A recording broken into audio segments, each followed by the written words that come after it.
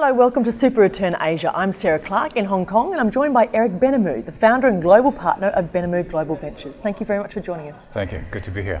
You've got 40 years of experience in the IT industry, including 14 years of active venture capital experience. Let's explore how to create value from disruption. The private equity market continues to evolve 10 years after its peak. What are the biggest forms of disruption shaping the private equity market in the next 12 months?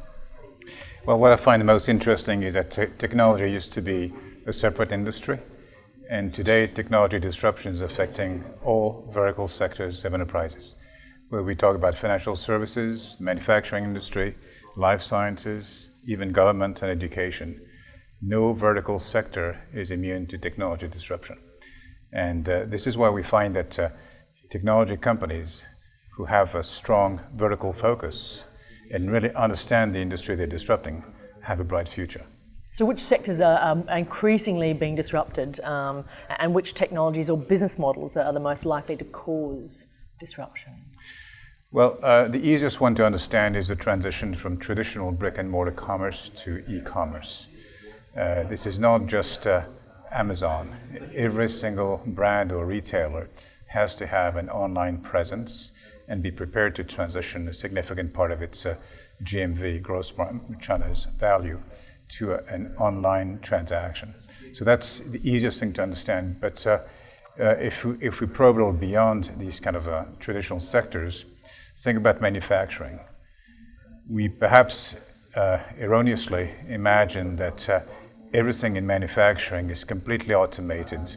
Robots handle devices they manufacture from start to finish.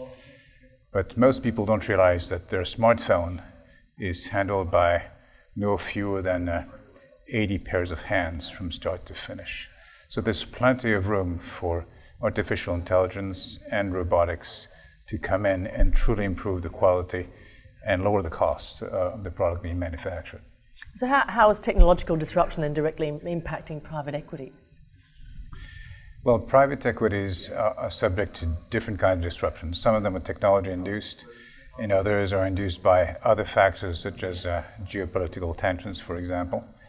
If I think about technology-induced disruptions, clearly there's an opportunity for private equity firms to understand technological trends and understand which companies are getting to critical mass and are able to become platform-like. In other words, businesses that will support several adjacent businesses to the point that together they'll form sufficient critical mass to justify the interest of a private equity investor.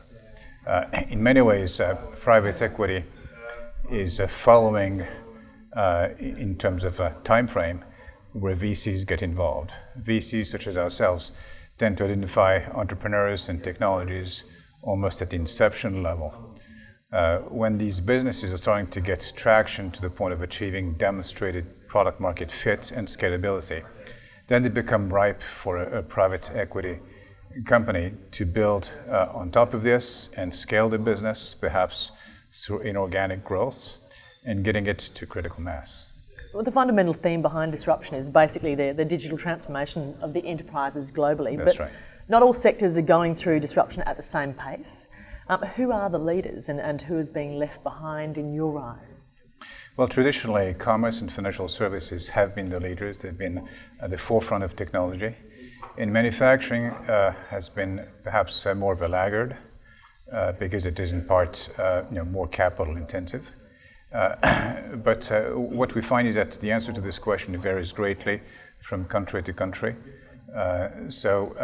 For example, manufacturing in China is a fundamental contributor to GDP, and therefore the innovation in manufacturing is likely to be a high pace at the same time because so much is at stake.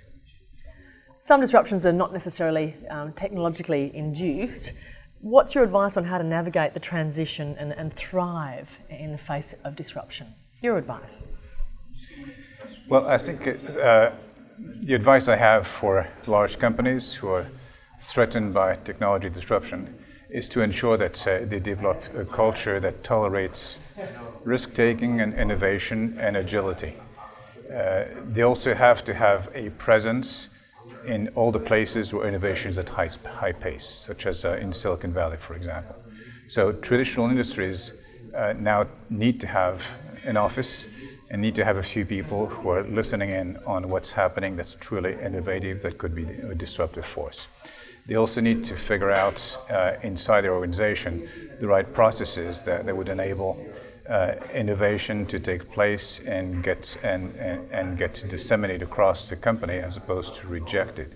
And this has to do with company culture, organizational structure, and it requires a lot of planning because most traditional industries reject innovation like a transplant of an organ, for example. So it requires a lot of thought in terms of corporate values, organizational structure, geographic presence, and also compensation systems. Eric Benhamou, thank you very much for joining us. My pleasure.